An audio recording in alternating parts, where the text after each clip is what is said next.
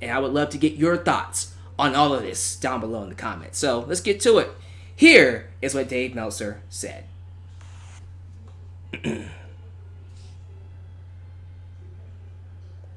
See, what I wanted to play, it doesn't play. Then before... See, hold on. That pisses me off. Come on. Get your act together, man. Play, boy. No, it doesn't want to play. The Iconics got boringed out. They're another one. I thought that they had a cool act in NXT, and on the main roster, I don't get a thing out of them. I mean, I don't think their promos are particularly good. Their wrestling isn't good. I think Peyton Royce's transformation to look more attractive. I don't know. I don't want to say, but I don't think that. She was more attractive in NXT? I thought so, yes. To me, yes. I would say so. But, that's neither here nor there, but... No one's saying she's unattractive, by the way, everybody. I know, no shit. Yeah, I didn't say it at all. But I don't think, she doesn't stand out to me. When she was in NXT, she did. Well, one thing I've noticed about NXT, the main roster, is... She was a lot lighter. The NXT characters... So, I'm going to replay something real quick. You heard all of that. By the way, it was Dave Meltzer and Brian Alvarez from their podcast, Wrestling Observer. This portion of the clip is what people are tripping about. Just in case you missed it. Right here. I know, no shit. Yeah, I didn't say it at all. But I don't think, she doesn't stand out to me. When she was in NXT, she did. Well, one thing I've noticed about NXT, the main roster, is... She was a lot lighter. She was a lot lighter. That comment right there, she was a lot lighter, is what people are pissed at. So, as you can imagine, when Peyton Royce got wind of this, she went on Twitter and responded to a fan who sent her this. And Peyton Royce said the following on Twitter. As a matter of fact, I can show it to you if it clears up. Let me see. Is that her right there? Yep. Okay, it's starting to clear up a little bit. Come on. There it is. Alright, so she says, "So what would you have me do, Dave? Starve myself? This is how nightmares for young women start. The females in your life must be proud." And we get other people like Seth Rollins getting involved, saying 6 stars, Dave. We got Renee Young saying some things. Now, Renee Young said some scathing things about Dave. I'm going to show you Renee Young's tweet real quick. So if I get a little closer, it should clear up. All right, come on. Come on. So there we go. What a true piece of sweltering hot garbage. You're an angel too good for this earth. You'd be lucky if you gave him the time of day, which you would because you're also a great person. Love your girl. Let's set better examples. I don't think any of the wrestlers really appreciated this. MVP even responded. He got in on this. So MVP got in on this too. There's his tweet. Vontavious Porter. If I may offer you some advice, F them. The worthless critics who contribute nothing to our industry are given too much power by acknowledging them. Shine on, you diamond. Wow. And I think there are other people. Ember Moon got involved. Get 'em, girl. We also got, I already said Seth Rollins. 6 stars, Dave. Tenelle Dashwood. Lucha Loyalty. Oh, Taya.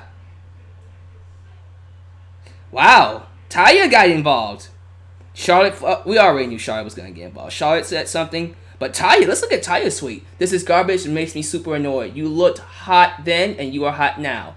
Like really, people. So, Taylor Hendricks. I don't see like Stephanie or anybody else getting on this. They wouldn't.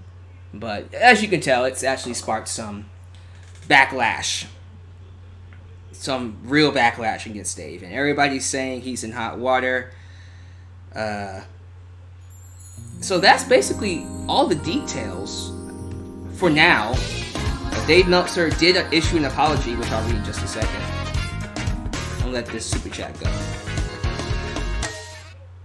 Lighter. Really? That's it? People are too sensitive. Well, hold on. We gotta be thorough here. Let's be sure I get all the information out there.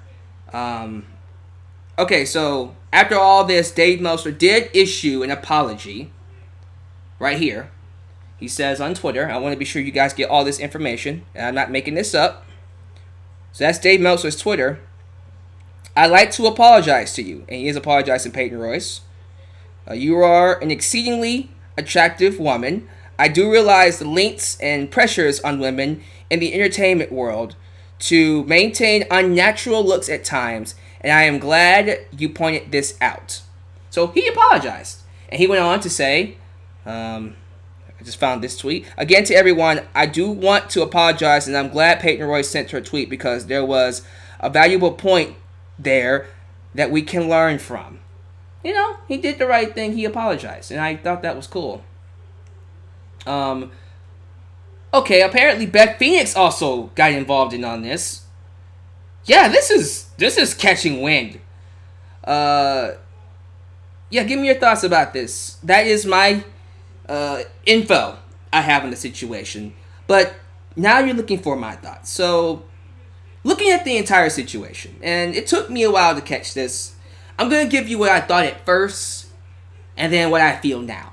Because when I first heard this situation, when I heard that everybody was getting on Dave Meltzer for his comments, I wasn't really all that upset. I'll be real with you. Because, look, Dave Meltzer is someone who has said a lot of things that are... He said a lot of insensitive, dumb, stupid stuff. He's been doing it for a while. Part of it is intentional. A lot of it is unintentional. He's the kind of person whose mind works faster than his mouth. I'm that kind of person. I've known to say stupid, insensitive stuff too. But it's not out of malice. It's because I want to say something that I'm not too sure how to say it. But in the heat of the moment, whatever comes out, comes out. And sometimes I end up saying things that I don't mean, and I more than likely end up with my foot in my mouth. So I can relate to people who do that. But the thing is, I do feel remorseful when I do it. If I offend somebody, I let them know, look, I apologize, I'm sorry.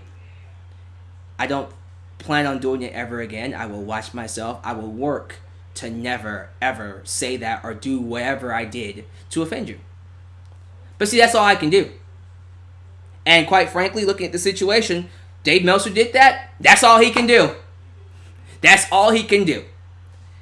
So that's what my mindset was.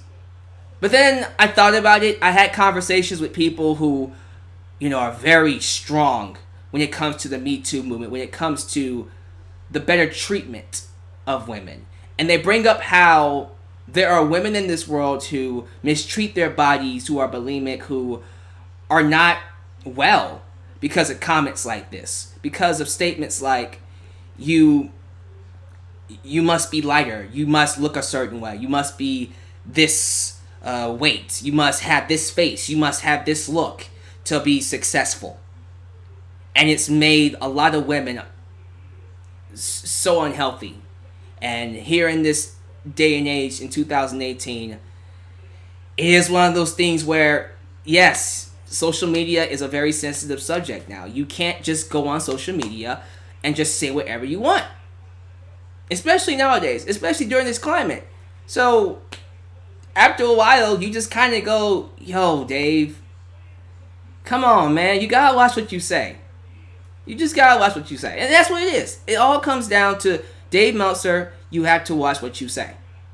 What you said was very insensitive. What you said was dumb. What you said was stupid, which is something he does a lot. He does that a lot. It's not intentional. It just happens because he's that kind of person whose mind works faster than his mouth. So it's going to end up happening. It's going to happen. It happens with me a lot. And I will end up apologizing a lot. I'm already apologizing. I already apologize because I already know that I'm going to end up saying something stupid. Because my mind works faster than my mouth. So, yeah, he apologized for it. And I think he made the right decision, and I'm not going to defend what he said. What he said was very insensitive. But, and see, this is where I put my foot down. Here's where the but comes in.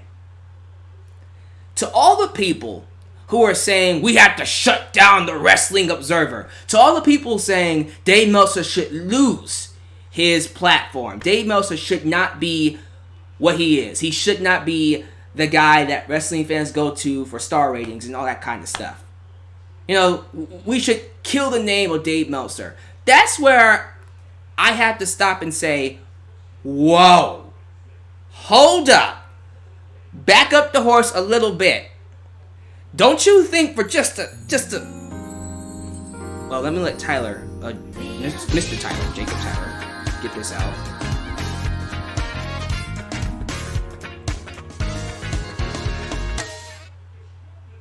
You shouldn't have to say sorry for offending someone. I shouldn't, but I have to, because if you don't, you will lose sponsorships. Offending someone could lose you sponsors, which means they will lose you money. That's the climate we live in. Offending someone could cost you your livelihood. That's the climate we live in nowadays. Is it right? I don't think it is, but that's the reality of it, unfortunately. But anyways, this whole thing about Dave Meltzer losing his platform. Whoa. Freeze. Hold up. Back up. Take a step back. Yes, what he said was insensitive, but does that really mean he should lose everything? We should just strip him of everything that he's done.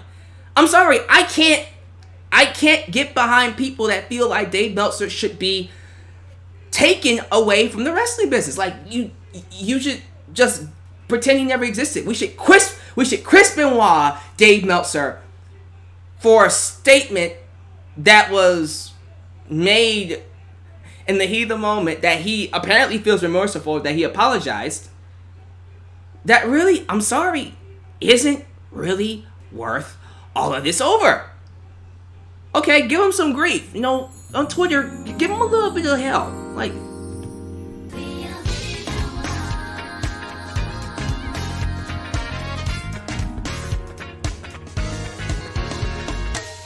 What the hell is happening to society these days?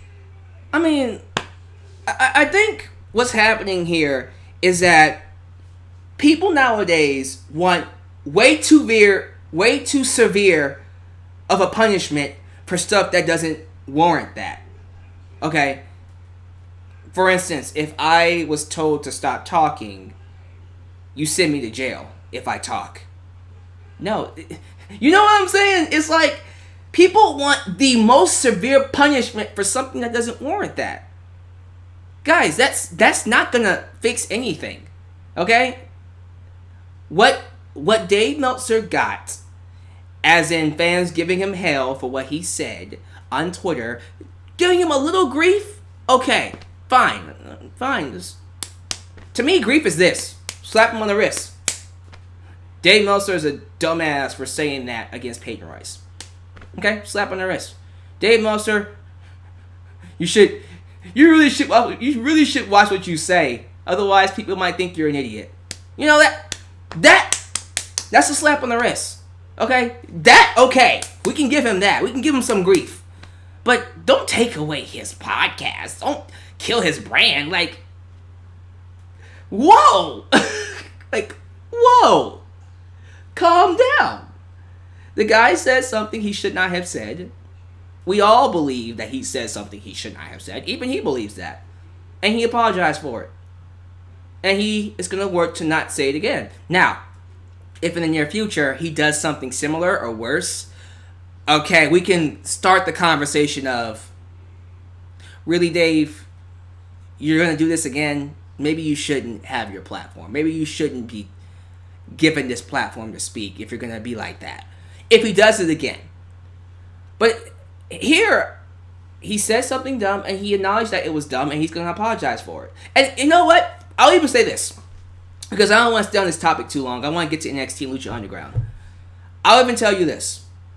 If Dave Meltzer is truly sorry, he will appear on his next podcast, address it, and in that podcast, he will own up to it. He will mention the fact that what he said was dumb. He will mention that what he said had every right to upset people. He deserved the backlash. He deserved if he loses audience members, he should say, you know what? You have every right to unsubscribe. You have every right to leave me and Brian Alvarez alone for what I said if you felt like I offended you. And then he should apologize. That's it. And then move on. That's it. He shouldn't do anything else but that.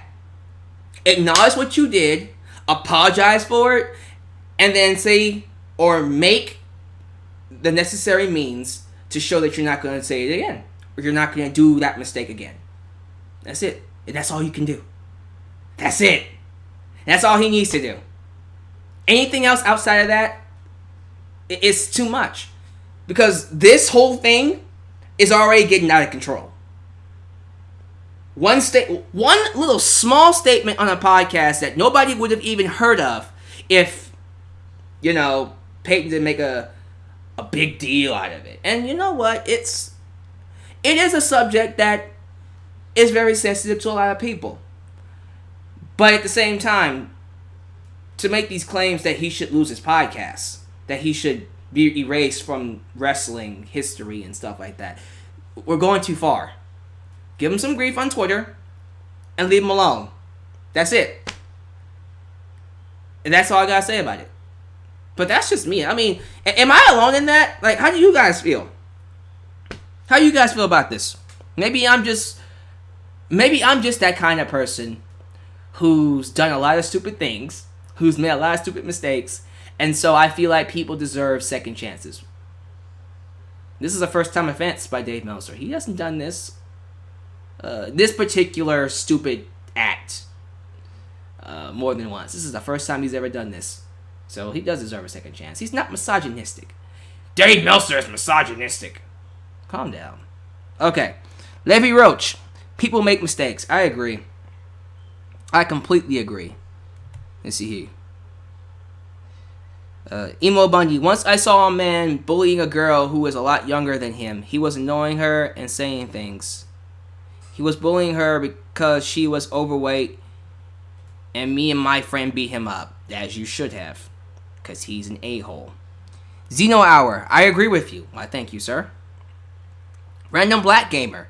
I feel like it was blown out of proportion.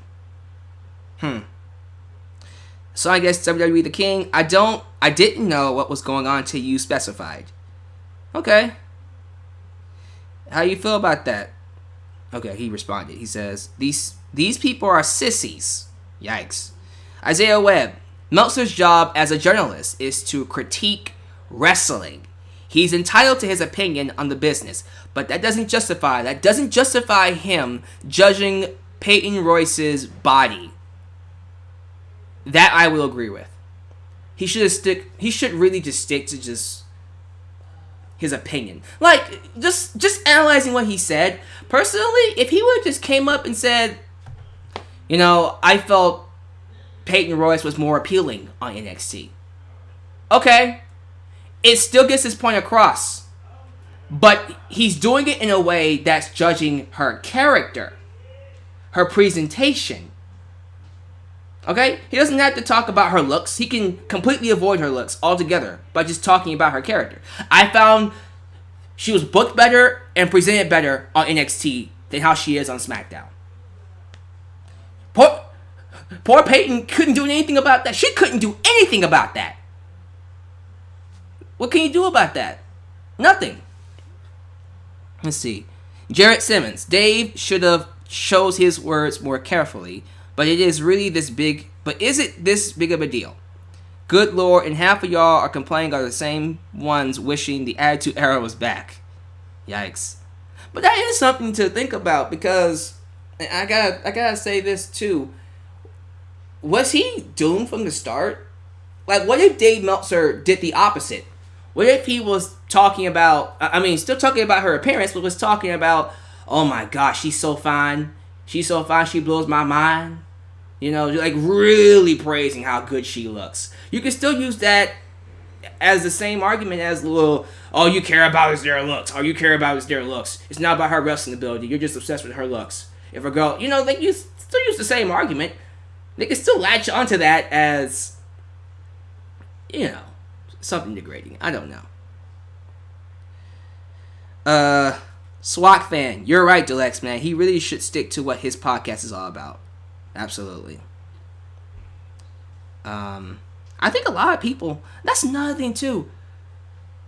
A lot of people know Peyton Royce people that I know who are wrestling fans. I'm pretty sure when Peyton Royce's name comes up, they'll agree that she's attractive. I'm just saying. I don't see anybody saying that Peyton Royce is ugly or not someone they would smash. I don't think she's someone... I don't think she's ugly at all. I think she's extremely attractive. If Peyton Royce walked into my room right now, this camera is going off. Just saying. But yeah, guys, that's my thoughts on the situation. Give me your thoughts about Dave Meltzer and Peyton Royce down below. Nothing else to really say about it. So, moving on from that subject, let's go to Lucha Underground. I think Lucha Underground will be first, and then we'll go to NXT. So, thank you guys for joining me. So let's go ahead and switch this up. Boom. And placow. So with that said, here is my review of Episode 10, Season 4 of Lucha Underground. Introducing Lucha Underground.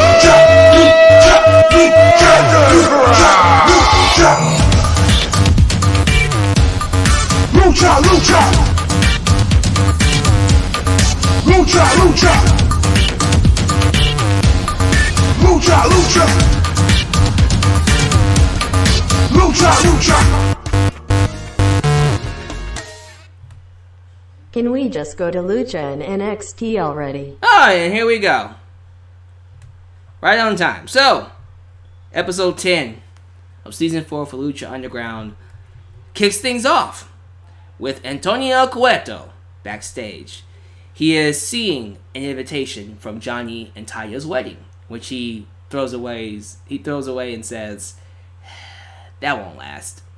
But as he does that, we see Cobra Moon walk in, and she demands a shot at the Trios Championship, bringing up the fact that the Reptile Tribe never got their rematch. Cueto reminds her of all the times they've lost, including last week when the Worldwide Underground beat them and freed Drago. Cobra Moon gets pissed off at this, claims her ranks are stronger than ever, and just basically really sneers at Cueto for what he said. She demands a title shot, and he's like, you know what? I like that aggression. I'll give you your title shot. So there you go. She gets a Trios Championship match for her squad, taking on the Trios Champions. That's Killshot, the Mac, and Son of Havoc. There's also that little shot of her crawling out of the room, which was very interesting. But we go into Paul London, who's inside the ring. Paul London tells Antonio Cueto he wants a chance at retribution, and he offers Saltador, his other third of the Rabbit Tribe. Last week, the first guy, sorry, I forgot his name already, got sacrificed to Matanza. Now Saltador here was also offered as a sacrifice. So Saltador, he ends up fighting Matanza, and he puts up some offense, but we all knew where this was going. He gets fed to Matanza. So there you go. 2/3 of the Rabbit Tribe have been killed off. Okay, where are we going with this? So now I'm just very confused at what we're doing with the Rabbit Tribe now. They're both dead. Now it's just Paul London. Paul London is now the only member of the Rabbit Tribe left. So I'm not too sure where this is going, but I don't know how I feel about the Rabbit Tribe being killed off. I kind of like the Rabbit Tribe. Where are we going with this? But okay, as Matanza feeds Saltador to the gods, we see Paul London laughing, almost savoring the sight of his comrade being sacrificed. Yeah, he's a sick guy. He's sick. But moving on from that, we go backstage to both the Mac and Son of Havoc, worrying about Killshot's loyalty to the team. When Son of Havoc mentions Killshot and brings up the fact that he doesn't like him, or he feels he doesn't like him, that's when Killshot walks in and tells him, it's not that I don't like you, I just don't respect you. I don't respect anyone who is handed glory on a silver platter when they've never earned it. He also resents Mac for helping Son of Havoc get a chance at the Gift of the Gods and not him. Killshot then claims his teammates care more about their tag team titles than they do him. So he reassures them that not only will he help them retain the tag team titles, he will also be the new Gift of the Gods champion. And then as he walks away, he turns to Son of Havoc and tells him, you know what? On second thought, you're right. I don't like you. This pisses Son of Havoc off, and he tries to hit Killshot before he walks away. Killshot is a dick. Like, I don't know where this is coming from, but he just kind of turned into a dick out of nowhere. Now, I guess, based off of what's been happening, maybe you can use that as a reason to explain why he's been acting the way he does. But, I don't know, it just feels kind of, jarring to see him be such a dick all of a sudden. I didn't get any hints of this in the previous 2 seasons. And now in season 3, this guy is just acting all crazy about it. I'm trying to figure out if there was a story plot that would explain this. Maybe the fact that his brother, he hurt his brother and his brother's not here. Maybe that's making him feel the way he is. Because, remember, Son of Havoc took over his brother's spot. Maybe Dante Fox and Killshot had something going on until Son of Havoc came in. So maybe he feels Son of Havoc is intruding on his brother's spot. And that's where all this anger is coming from. I'm trying to make sense out of it. Maybe. But that's just how I feel about it. But give me your thoughts about this. I'm very curious to see where they go with this. That's for sure. All right. Speaking of Killshot, he took on El Dragon Azteca Jr. In a really good match, by the way. Of course, Dragon ends up beating Killshot, and Dragon tries to shake Killshot's hand, and he refuses. I'm happy that we're keeping the belt on Dragon. Maybe we'll have him go all the way to Ultima Lucha 4, and maybe he'll actually be the one to defeat Pentagon. Who knows? Although I'm very, very curious to see how that last man or machine match turns out next week. We'll see when that happens. Outside, on top of the roof of the temple, we see Aerostar talking to Drago. So Drago is regretful of all his wrongdoings working with the Rabbit Tribe. The Rabbit Tribe, my goodness, I am botching. The Reptile Tribe, and he feels he doesn't deserve Arrow's friendship. Arrow tells him it wasn't him. He was under the spell, under the control of, Cobra Moon. Still, Drago says he doesn't remember much. And he needs to leave to find himself. Aerostar says they will meet again.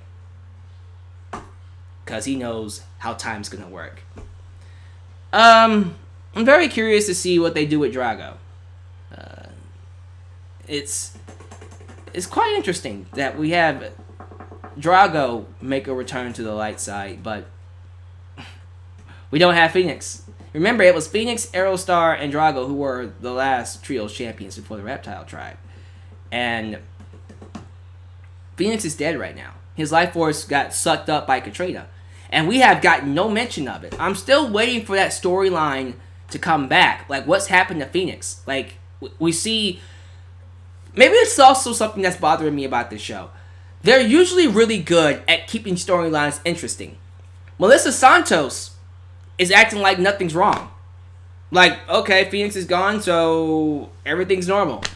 I would at least like to see her down in her luck, like down, depressed that Phoenix is gone.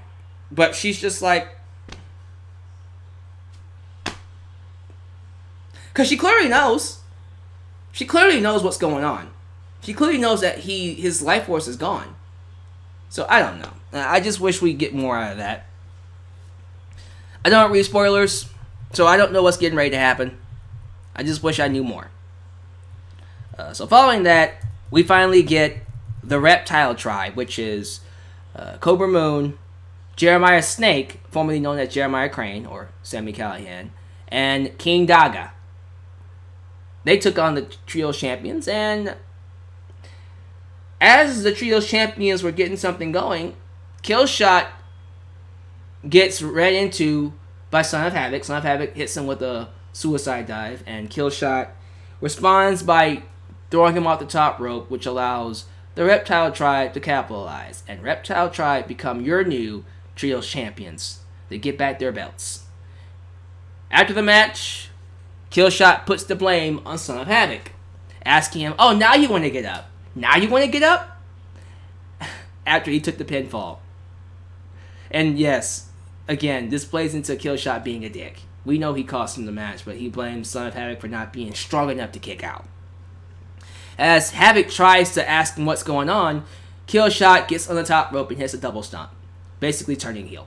So he's a bad guy now. And then we see the Mac try to come in and help Son of Havoc, and Killshot tells him, "Oh, so now you care when you lose the belts." Yeah, he's a dick. I don't know how I feel about Killshot being a dick. Crap. Alright, let's see where it goes. I hope there's a storyline logic behind this. I really do. Let's go. Next up is it was a promo involving Cage, hyping his match with Pentagon Dark next week, because next week is going to be Lucha Underground Championship, Last Man Standing, or Last Man or Machine Standing. It's going to be a week of Last Man Standings, apparently. But it eventually led to a brawl. Pentagon comes out and they brawl. And during that brawl, they end up attacking a cameraman, a fan, one of the musicians, everyone in their wake. They just created chaos, and that's how we ended the show. Which was kind of, it was cool. I wanted to see more.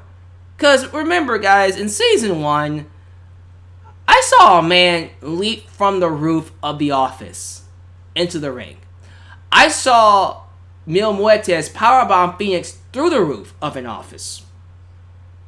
You know, I'm waiting for moments like that where I go, okay, there it is. That's the Lucha Underground I became a fan of. I'm feeling like they're holding back. I still feel like they're holding back a little bit. So, again, maybe as the season goes by, we'll get more and more of it. But I was kind of hoping for something big. Like, I don't know, Pentagon going through the window of the office, something. They just brawl. Okay, that was a brawl. So, there you go. Next week. And they attacked the priest that was supposed to wed Johnny Mundo and Taya. So, I guess that's something. They kicked the priest's behind. Oh, but following that, we have a post-show promo with the Mac and Antonio Cueto. Mac asks Cueto for a match against Killshot for costing him the titles. Cueto tells him he already has a match against Mil Muertes, and it will be the first ever. Check this out. The first ever haunted house match. What the hell is a haunted house match?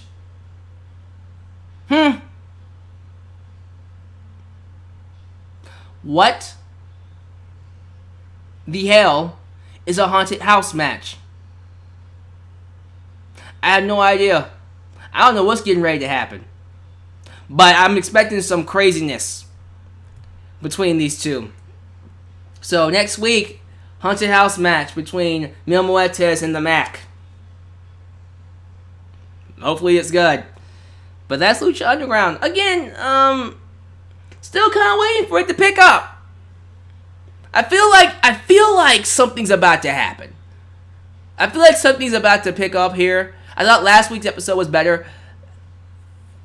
I'm still waiting for them to kick it into gear. And I don't think they've done that yet. But it'll happen. It'll happen. So yeah, that's my thoughts on that. We're going to move on to NXT. So as you guys know, this Saturday is NXT TakeOver Brooklyn. So to prepare for that, we got some hype video packages on this episode of NXT with a couple of matches sprinkled in there. So we're going to talk about that, and then I'm going to get out of here. So let's get to it. The show opens up with Aleister Black. Oh, we got ourselves a super chat. And that rhymes. Hey, bars, boy. Black, super chat. Better than House of Horrors. Yeah, hopefully it is, because that match was garbage. So, the show opens with Aleister Black being laid out by an anonymous attacker. We don't know who it is. Outside the arena.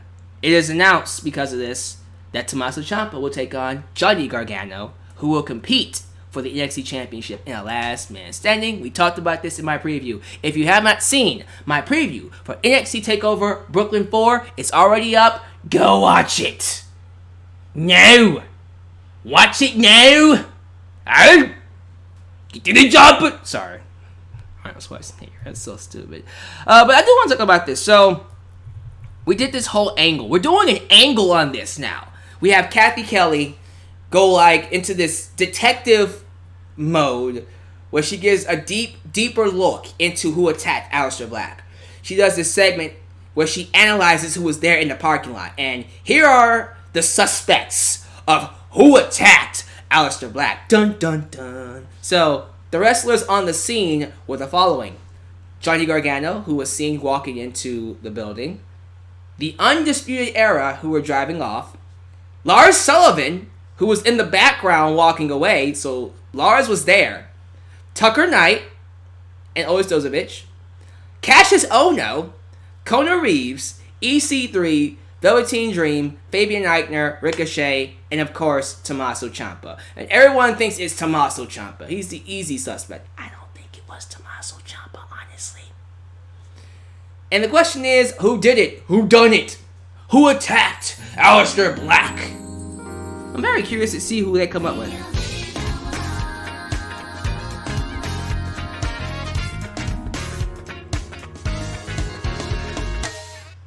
Are we sure Aleister wasn't drunk before recording? Who knows? If you ask me, I would go with here are my top three. The obvious one easily would be Tommaso Ciampa, but he's number 3. Number 2, Lars Sullivan. Makes sense. Didn't he lose to Aleister Black at the last TakeOver show? So of course he would want to get back at him. But the one I really hope it is, and I've been trying to get this guy to turn heel for the longest, I hope it's Cassius Ohno. I want it to be Cassius Ohno so badly. I hope it's Cassius Ohno. Give it to Cassius Ohno. I think Cassius Ohno would be great for this. And he can explain it as him trying to insert himself into the match. Because he feels like it's not fair for him to be relegated to nothing. To a nobody since coming back. He was supposed to be having his return, his resonance, this was supposed to be his time when he came back to NXT, and he's got nothing.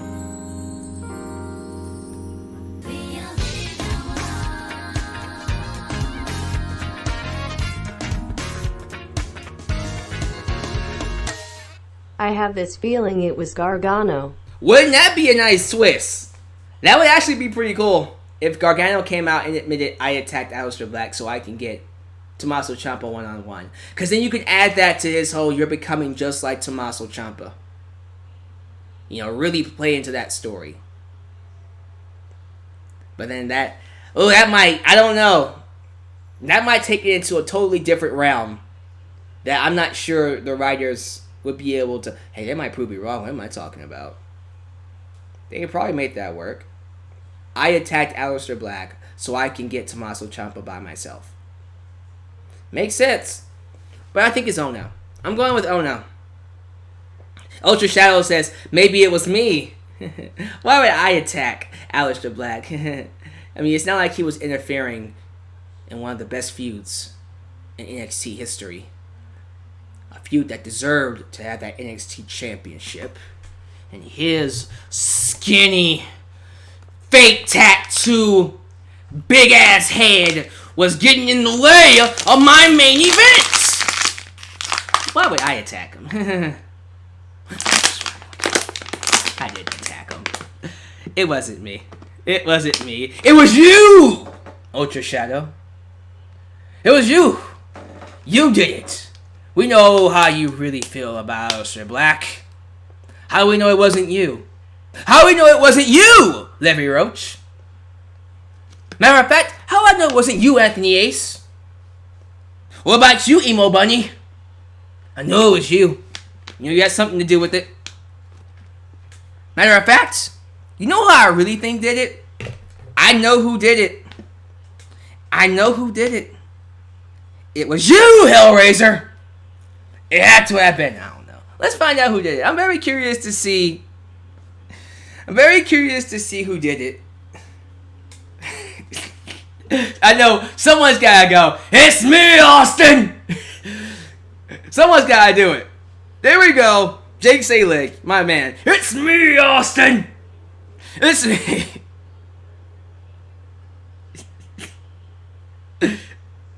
I'm just messing with y'all.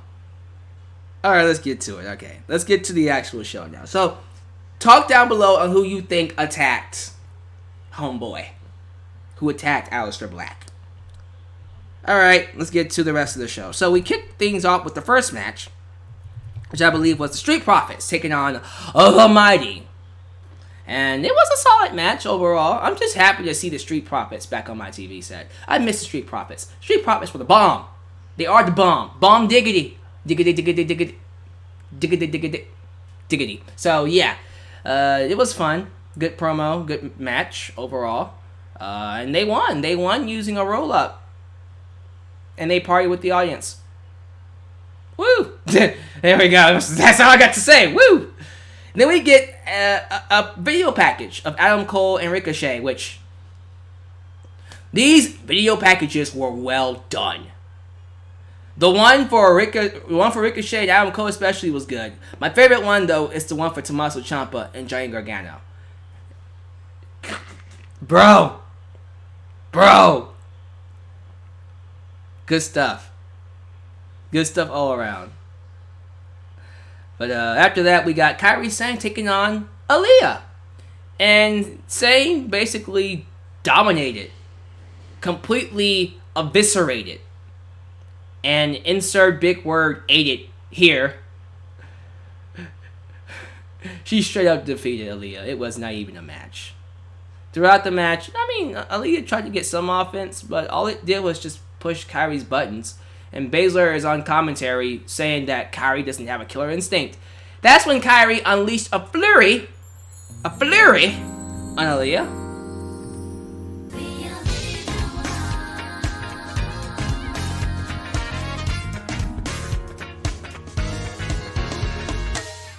It was Kevin Dunn this whole time, lol. It could be. It could be Kevin Dunn. Now, Kairi unleashes a flurry on poor Aaliyah. Hits her with not one, and not two, but 3 insane elbows. And then breaks the pinfall looking at Shayna Baszler. And then she hooks in her bridged, cross-legged Boston Crab where she bent backwards and bent Aaliyah like a freaking pretzel and made her tap while staring at Shayna Baszler. Showing Baszler that she got a killer instinct. I am excited about this match. I think when it's all said and done, this one might be the sleeper hit of the show. We're all looking for 2 matches to deliver. The tag match and then the main event.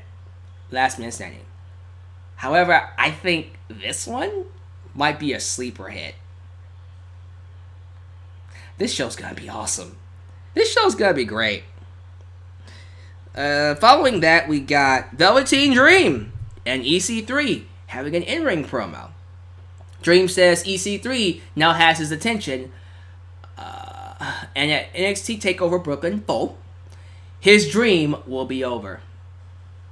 EC3 enters and references Prince, saying, "So this is what it sounds like when doves cry."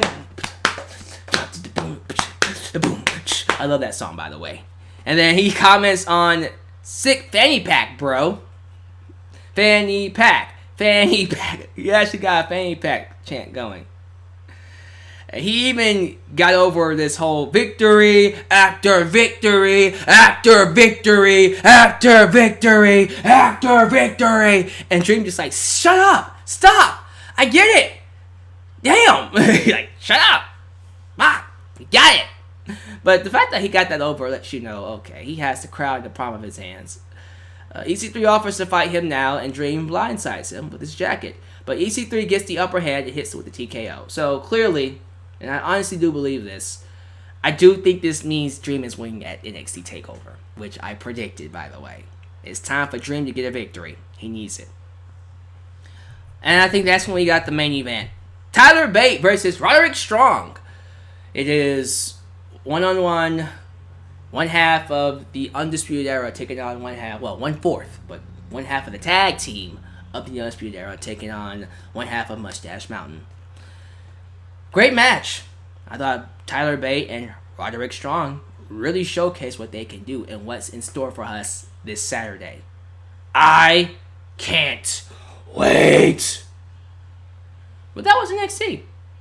I thought for a go-home show, it did its job. I was already excited for NXT TakeOver Brooklyn before this show, and I'm just as excited, if not just a tad bit more because of those video packages. But I also love, and this is something else I want to say about NXT, I love that we have something to look forward to after the show's over with. Because as soon as this show is over with, what's going to be the remaining storyline? Who attacked Aleister Black? Seriously. We have a story in place. And I like that. I'm excited about that. That's going to be good. So, give me your thoughts about NXT. I'm going to take a couple minutes to talk to you. Just a couple minutes. Just a couple minutes. Just a couple minutes. Just a couple.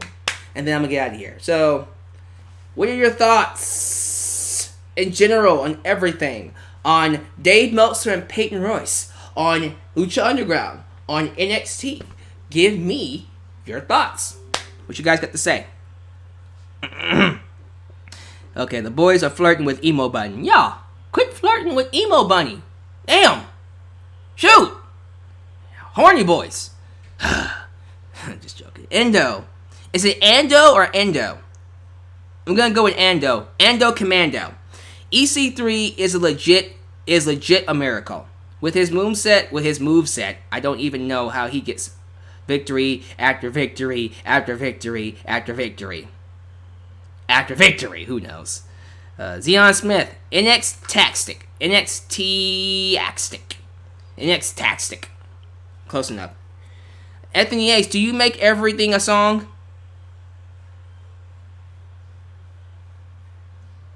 My friends hate it. I don't give a damn. I still do it. Do it till you satisfy, whatever it is. Okay, sorry. I'm gonna stop.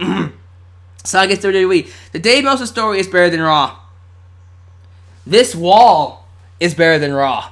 I can stare at this wall for 3 hours and I still be entertained. Seriously.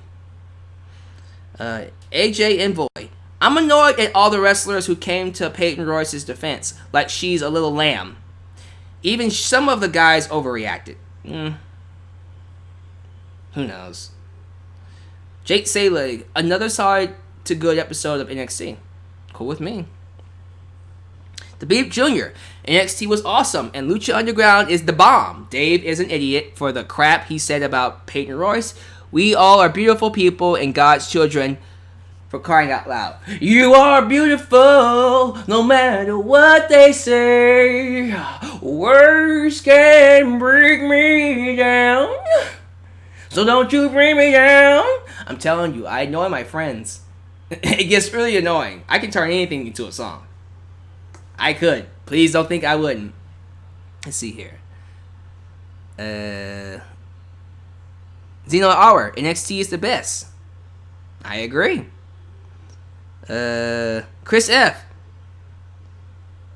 Did you forget about Bate Strong? I did not. I said it was a great match. I already talked about it, buddy. You just missed it.